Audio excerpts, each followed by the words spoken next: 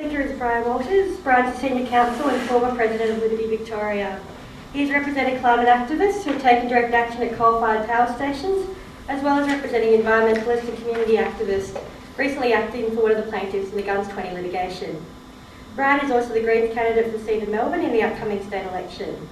I welcome Brian to speak about the civil liberties implications of legislation and issues arising from the increased privatisation of public space and public services.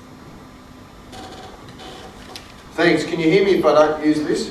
Yes. That's for recording purposes. Okay, so I'll just clip it on so you can record.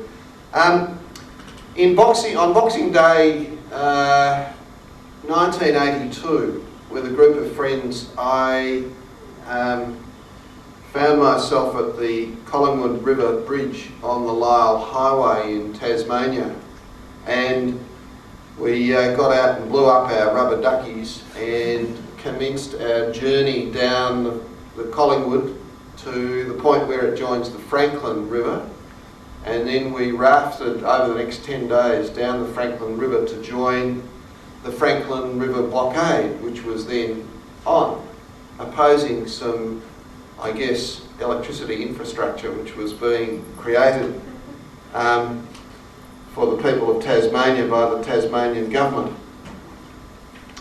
Now, when it became apparent that there was going to be a blockade, the Tasmanian government realised they didn't actually have any offence they could charge anyone with.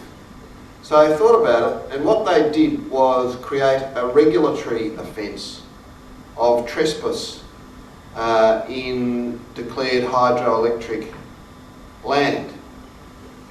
And because it was an offence under the regulations, that's to say not under a statute, an Act of Parliament, but under subordinate legislation made by the Governor in Council, it could only have a quite small penalty, and the penalty for this offence was $100, $100 fine. And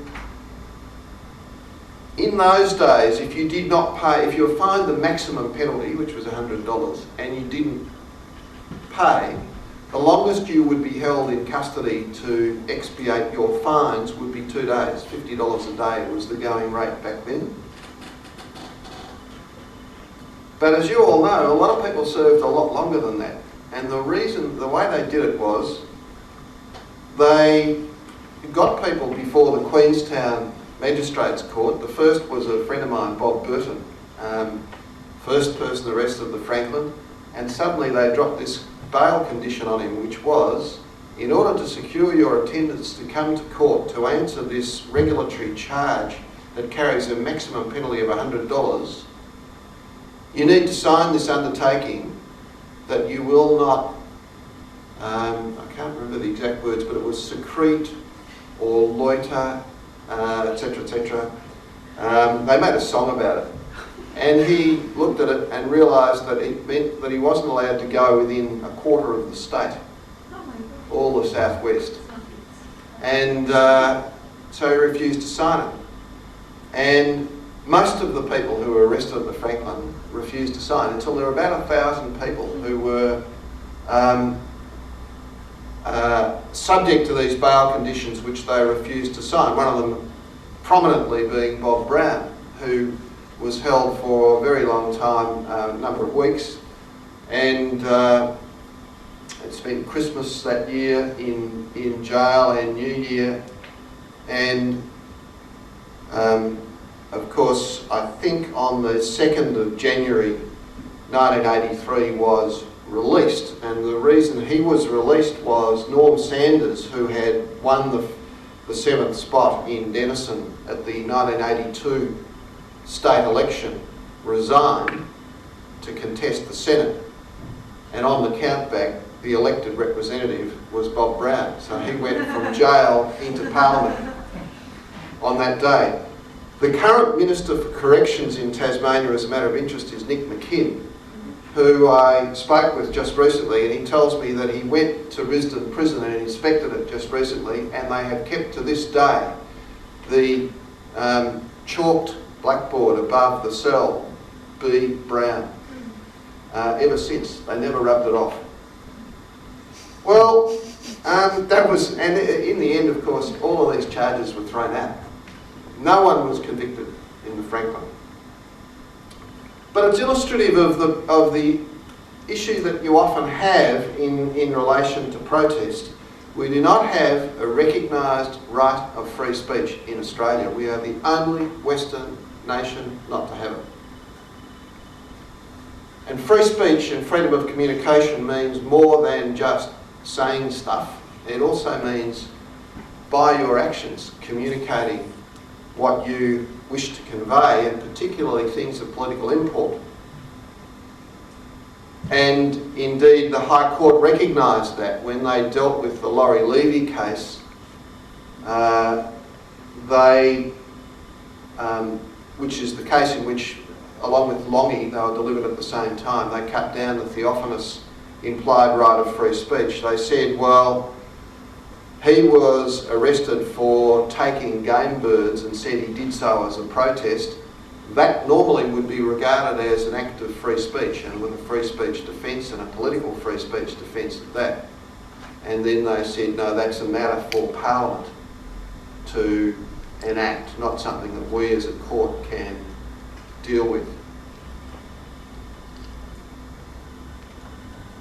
Jumping forward, just to keep in that context, of course, this year we had the Brennan report into human rights and whether we should have a Human Rights Act in Australia. And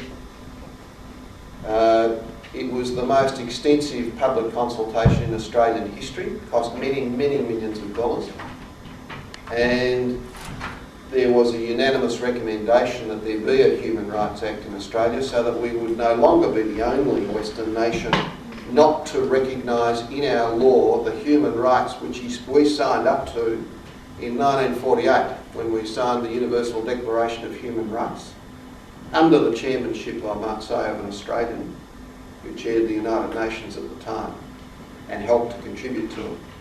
Well, the Rudd government, as it then was, would not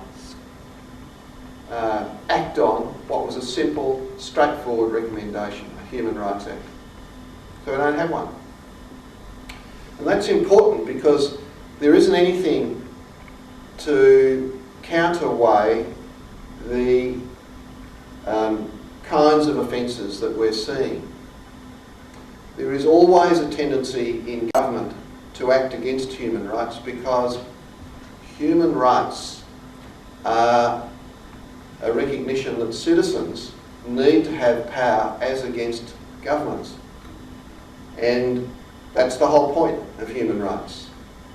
Now, we've got some other examples I want to take you to. In 1989, I acted for a whole lot of people who were arrested in the Brown Mountain protests in East Gippsland, who were all charged with trespass.